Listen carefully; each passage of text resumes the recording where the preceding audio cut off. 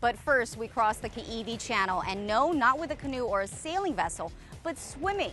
We join long-distance British swimmer Beth French as she attempts to cross the infamous open ocean waters between the islands of Molokai and Oahu. Her journey began at night at La'au Point on the southwest corner of Molokai, 26 miles across the Kaiwi, with a planned arrival along the rugged southeast tip of Oahu. Now, she had to battle cold, currents, physical and mental boundaries, and all of that without a protective shark cage.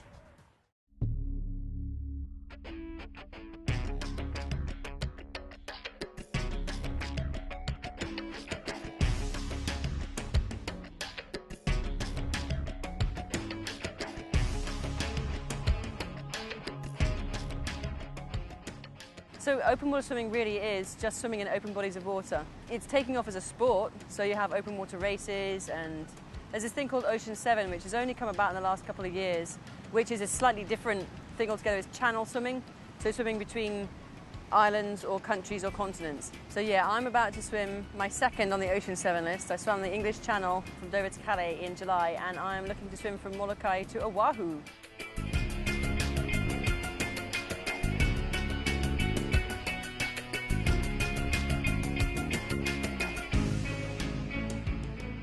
You usually want to start at night because the conditions are better at night, the wind is calmer. It's so scary to jump into the dark water. And you get into the water and it is the blackest of black. If you put yourself in a closet, put a bag over your head, turn the lights out, that's how dark it is. I love swimming out in a lake at night where if it's clear, you just lie back and look at the stars and it's so peaceful and it's so quiet. But for the channel things, you have somebody with you, so you're always watched. You have an ident light on you and they have ident lights, so you can always see where you are and you learn to gauge distances. Say you start at 9 at night, you've got, 6 or 7 hours of total darkness that you've got to swim through. And you'll probably be getting stung by jellyfish that you can't see, so all of a sudden you're swimming along and you get zapped, and that just kind of wakes you up. A lot of people are scared of what's in the water, particularly like with kaiwi, you know, Hawaii, shark, ah! I chose not to use the shark shield for the weight, and I didn't want to throw my body out at all. You know, 7 ounces isn't much to carry on your ankle, but after 15 hours, it is. And it's a very, very humbling, scary experience. And you've got to have a strong mind to talk yourself out of freaking out. So yeah, the shark thing came up, and then it went away.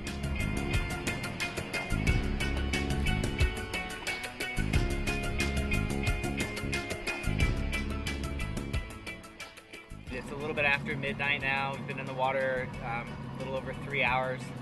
The start was a little rough. It was really dark at La'au Point. Trying to find the cove that we wanted to bring her in was a little rough conditions, so we found another area to bring her in. She was able to stand on land for about 10 seconds or so before she got on the water.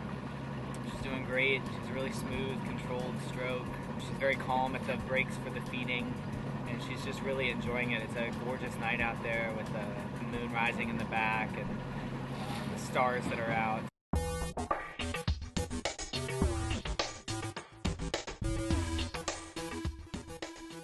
The difference between swimming 10K and, say, 50 is vast. This is different from a 100-meter sprint and a marathon. It's totally different techniques. Your stroke is different body types, different nutrition. It's just a unique thing. And channel swimming, again, is different from open water swimming because when you get two bodies of land and water going between them, the water does different things. I mean, the Kaiwi is known for its fickle currents, and it's the Pacific, so if it goes wrong, it goes really wrong.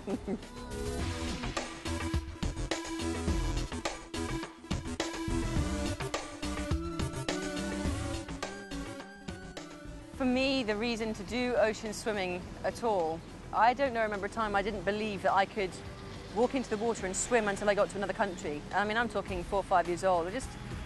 People talk about, oh yeah, you want to go away to the sea and sail boats. No, I wanted to self-propel myself through the water to get somewhere else. So for me, I did a lot of swimming when I was young, but I ended up in a wheelchair with ME for about 8 months. And it was a real tough time because I had to give up everything. And swimming was one of the things that sort of drove me every day. It was something that I would get up for. And swimming the English Channel became kind of one of the things that I swore blind that I would do if I ever got out of that. And it kind of, life gets in the way, and you know, time passes, and so for me the English Channel was a sort of a revisitation of a culmination of things. It's like, you can't swim a channel if you're going to prove to somebody else that you can do it. And people who want to do the Ocean 7 to do the Ocean 7, they have a deeper reason for doing it. You know, it's not just to be on the list, because every channel is so unique and so challenging that it's something personal that drives you. And for me, it's that reaffirmation that I am beyond having been in the wheelchair, that my mind and my body do still connect, and I can still push them to the limits and actually explore what the limitations are of what I'm capable of. And I would say that that's something that is the same for everybody who does the channels. And you push yourself to find out that you could do more than you thought.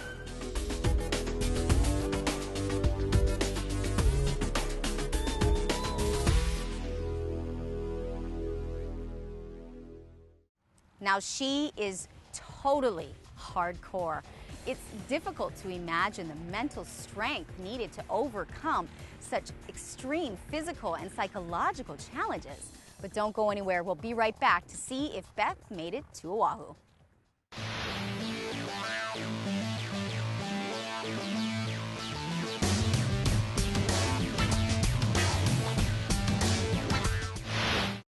Welcome back. Let's jump right back in with Beth French's attempt to swim the Kaiwi Channel. She departed at 9 p.m. from Molokai, and she's now battling cold, fatigue, and muscle cramping as she's attempting to swim the 26 miles from Molokai to Oahu. But current and swells will easily make this a 30-plus mile swim.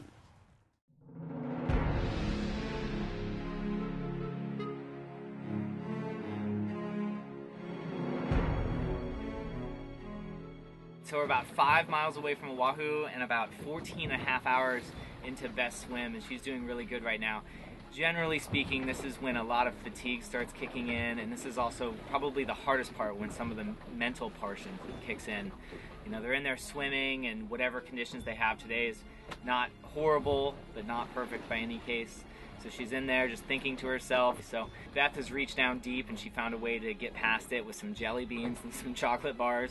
Sometimes it's just the little things that count, and she's on track to complete her goal at this time.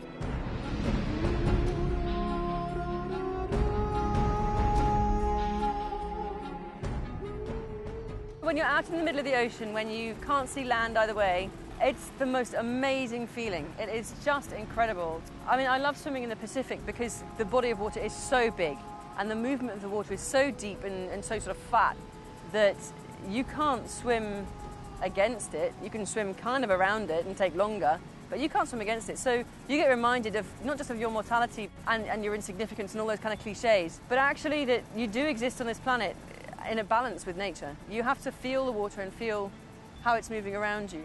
And just knowing that this entity is allowing you to be there. I mean, you look down into this deep blue, there's nothing. And you look around you, you can't see land. And you're just out there by yourself doing this marathon that you cannot stop. And there's nothing but me out in the ocean. And knowing that, you actually feel, as insignificant as you feel unique and special because you're there witnessing it and you're feeling it.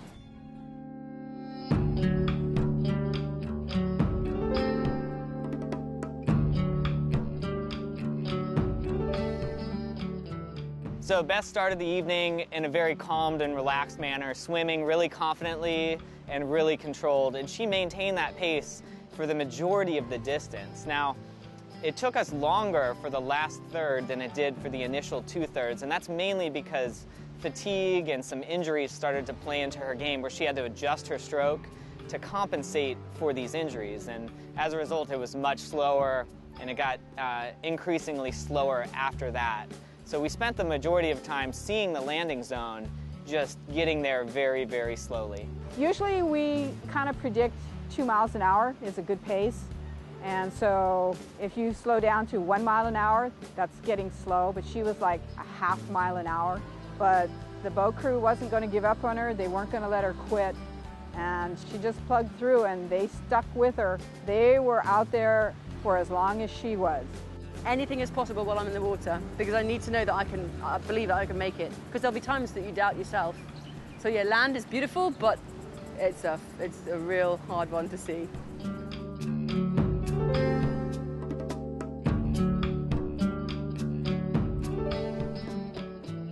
swimming in a pool, you've got your lanes and you're turning around and you lap count.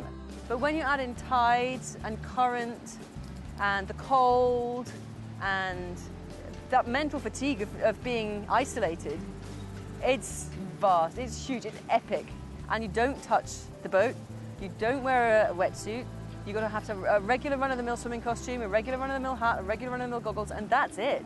No fins, no snorkel, no assistance, you can't touch the boat to rest. And when you rest, you've got to lie on your back and kick like fury because the current's going to be pushing you some way.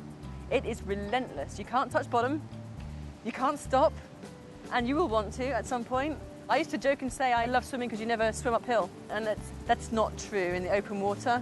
Because if you're caught in a tide, you know, you could be 15 hours into a swim and have to punch through a current for 2 hours, and you think you've got nothing left, and you've got to find it. To think that you're so close to land and it's getting dark, and now I have to go through that whole thought process where it's dark. Well, what was that underneath me? Or did I feel something brush up against me? And now I'm really, really tired, and I really, really want to get out, but I can't because I need to finish, and I just got to keep going. And my tongue is swollen, and my arms are sore, and I'm cramping up. I don't know how people do it. It's amazing.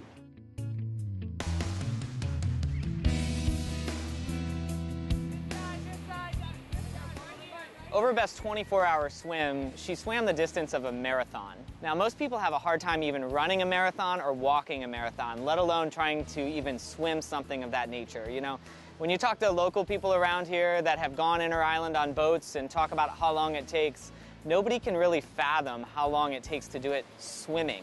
And in fact, only 28 people so far have ever successfully crossed that channel. Finishing is the accomplishment. You are in such a small club, and everybody appreciates and knows what that person has gone through, regardless of if it's taken the first swimmer 12 hours, the last swimmer 24 hours. It doesn't matter. And no one that hasn't done it will ever know what it's like to do it.